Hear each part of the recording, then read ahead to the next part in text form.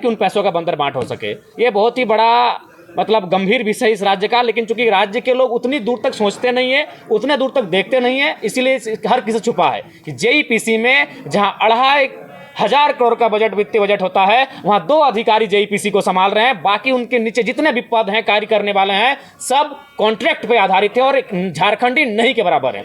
Budget 17,000 crore में आए या 17 लाख करोड़ में आए, क्या हमारे माननीय इतने सामर्थ्य रखते हैं कि अपने बच्चों को उन सरकारी विद्यालय भेज सके?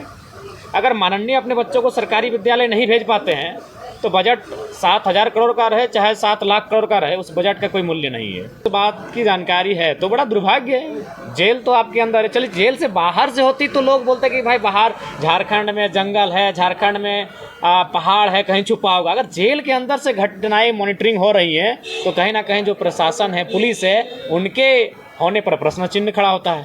तो बात हो रही थी जयराम जी, आज आपने भी अपनी बात रखी है।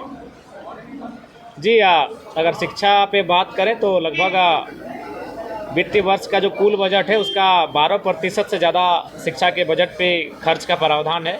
लगभग 15,000 करोड़ और 2,000 करोड़ यानी 17,000 करोड़ का प्रावधान है। तो मैंने पहला सवाल यही किया कि बजट 17,000 करोड़ में आए या 17 लाख करोड़ में आए, क्या हमारे माननीय इतने सामर्थ्य रखते हैं कि अपने बच्चों को उन सरकारी विद्यालय भेज सके?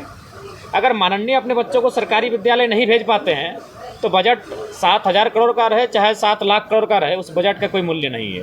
दूसरा बात, मैंने कई तर्कों से बताया कि किस प्रकार से शिक्षा के क्षेत्र में बंदरबाट है, किस प्रकार से जो राशि है जो एक आम छात्र तक खर्च हो सकती है उस राशि में बंदरबाट हो रहा है। मैंने आरती जो राइट टू एजुकेशन 2009 का कानून है, जिस कानून के तहत तमाम जो प्राइवेट कॉलेज हैं, चाहे वह माफ़ कीजिएगा स्कूल जो बड़े बड़े हैं, डीपीएस की बात करें, डिनोबली की बात करें, वहाँ भी 25% जो ऐसे छात्र जो सामाजिक स्तर से आर्थिक रूप से पिछड़े हैं उनको एडमिशन लेने का प्रावधान है, लेकिन वह कानून का भी अनुपालन नहीं किया जा रहा है। तो कुल मिलाकर शिक्षा का अगर बजट अगर आंकड़ों के दृष्टिकोण से देखा जाए तो निस्संदेह बहुत बड़ा बजट है, एक अच्छा बजट है।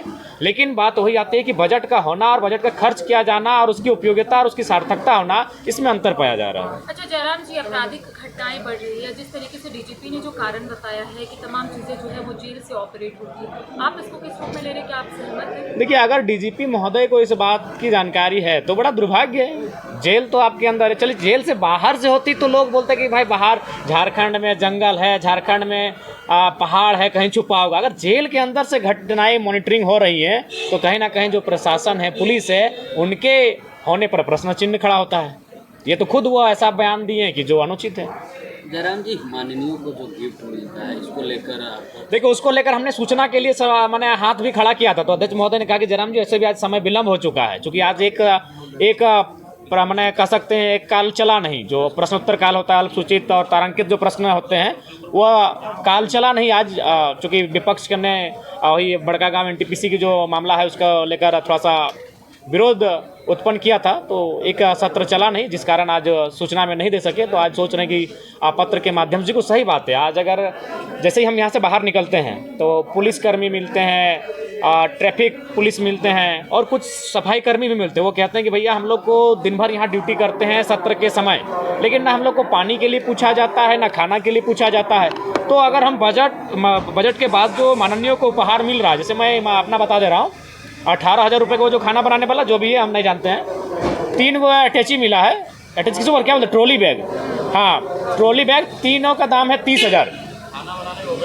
ओवन पर हमको नहीं मालूम भाई, हम लोग माड़ भात डेगची हांडी में बनाने वाले लोग हैं। तो वो 18,000 30,000, ये तो गिना गिनी हो गया 50,000। और 2-4 को ये छोटा मोटा बैग मिला है, जो मिला है ऐसे क्लियर कट बात करना पसंद है। एक का दाम है 3,999 और एक का 4,500, यानी और आंकड़ा हो जाता है लगभग 60,000 के आसपास। यानी अभी तक 60,000 रुपये उपहार एक विधायक को मिल चुका है। सदन हमें लगता है कि और 7-8 दिन चलेगी, यानी फिर अनुमान लगा लीजिए, यानी 1 लाख तक एक विधायक को गिफ्ट मिलने वाला है, 1 लाख तक। तो मान के चलिए मंत्री लोग तो लेंगे नहीं, अध्यक्ष भी नहीं लेंगे, यानी 13 माइनस करते हैं तो 68, उसको 70 करते हैं, यानी लगभग 70 अगर विधायकों को मानते हैं 1 लाख, तो 70 लाख रुपए खर्च हो रहा है सिर्फ बेकार में। अगर उस पैसे को अगर हमको यूज ही करना है और आपके पास सही में पैसा है तो हमें लगता है कि 2,000 सुरक्षाकर्मी, ट्रैफिक सब मिला के तैनात हैं विधानसभा में। अगर उनमें अगर 100 रुपये इन्वेस्ट करते हैं एक दिन का तो 2000 गुना कितना हो गया, 2000 गुना 100 यानी लगभग हो गया आपका 2 लाख। तो हमें लगता है कि बहुत कम राशि में, बहुत ही कम राशि में जो जिस पैसे से माननीय गिफ्ट लेके जा रहे हैं उससे थोड़ा कम राशि में ही जो यहाँ पर सिपाही दिन भर खड़े खड़े ड्यूटी कर रहे हैं सत्र के दौरान, उनके लिए भोजन और पानी की व्यवस्था बहुत कम राशि में हो सकती है। तो हमें लगता है कि एक आदर्श राजनीति का उदाहरण प्रस्तुत करना चाहिए इस बार की सष्टम विधानसभा को। अच्छा जयराम जी, छात्रों के हित की बात करते हैं। जेपीएससी के अभ्यर्थी आंदोलन कर रहे हैं और अल्टीमेटम भी दिए क्योंकि रिजल्ट जो है वो प्रकाशित नहीं हो रहा है। उनका कहना है एक बार फिर से उग्र आंदोलन जो है वो राज्य में देखने को मिलेगा। साथ ही उसी में एक और सवाल रहेगा कि जेपीएससी के जो चेयरमैन है वो 15 दिन की छुट्टी पे जा रहे हैं, उसका भी विरोध आंदोलन कर दे वो लोग। देखिए, हमें लगता है कि जिस समय जेपीएससी का मामला गर्म है, काफ़ी गंभीर है, और ऐसी परिस्थिति में 15 दिन की छुट्टी का औचित्य नहीं बनता है। उन्हें कम से कम जो गंभीर विषय हैं उनका समाधान करने के बाद आप छुट्टी पे, लंबी छुट्टी पे चले जाएं। लेकिन जो रिजल्ट प्रकाशन का मामला है, कम से कम रिजल्ट प्रकाशन करने के बाद ही वो अपनी छुट्टी के बारे में सोचते हैं तो बेहतर होगा। और कोई सवाल की फिर निकलते हैं। ये जो स्थिति है वो भाजपा की शिक्षा नीति की वजह से है, आप क्या मानते हैं? देखिए, हमें लगता है कि एक दूसरे पे आरोप प्रत्यारोप से बेहतर है कि आप चीज़ों को खंगालें। जैसे मैंने एक उदाहरण प्रस्तुत किया था, ये उदाहरण हमारा ये था कि जेईपीसी जो होती है, जहाँ लगभग 2500 करोड़ का वित्तीय बजट होता है एक वर्ष का, वहाँ मात्र 2 पदाधिकारी जेईपीसी को हैंडल कर रहे हैं, बाकी कॉन्ट्रैक्ट पे है। और कॉन्ट्रैक्ट में जो भी हैं वो झारखंडी न के बराबर हैं।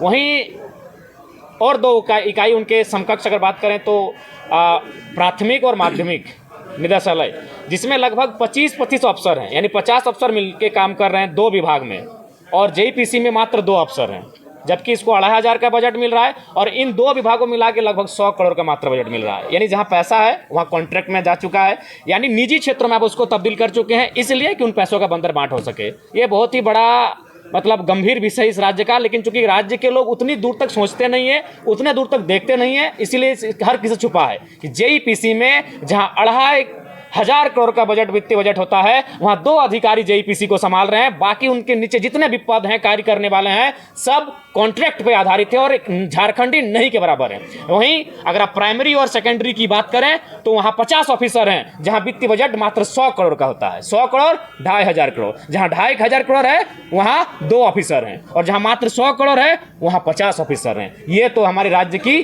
कड़वी सच्चाई है। धन्यवाद। जयराम जी, आपके उमरी में पारसनाथ की तराई क्षेत्र है, वहाँ कुछ ऐसे गांव हैं जहाँ लोग पानी दाढ़ी से पीते हैं, तो उस पर आपका क्या स्टैंड है? देखिए, अभी जाहिर सी बात है, जब बजट आएगा तो मान के चलिए हमारे पंचायत में, हमारे विधानसभा में 70 पंचायत है, तो उस पंचायत को देखेंगे। हर पंचायत को 5 करोड़ का एक विधायक का सालाना बजट होता है खर्च करने के लिए, तो उसके अनुरूप उस पंचायत में जो सबसे प्राथमिक हमें दिखेगा, हमने जो अपने पंचायत के प्रतिनिधि हैं उनसे कह दिया है कि भाई पूरे 70 पंचायत में ये जो 5 करोड़ का राशि विधायक मद से खर्च होगा उसे आप डिवाइड कर लेंगे, और जो इम्पोर्टेंट लगे, अगर सड़क इम्पोर्टेंट लगे तो सड़क की अनुशंसा होगी, अगर पानी इम्पोर्टेंट लगे तो पानी के लिए अनुशंसा होगी, अगर बिजली का तार इम्पोर्टेंट लगे तो उसके लिए मैंने उस राशि को जहाँ उदाहरण दे रही है, उस राशि को जहाँ खर्च कर सकते हैं। गर्मी का दिन पकड़ रहा है। देखिए, एक बात आप क्लियर, एक बात सुनिए।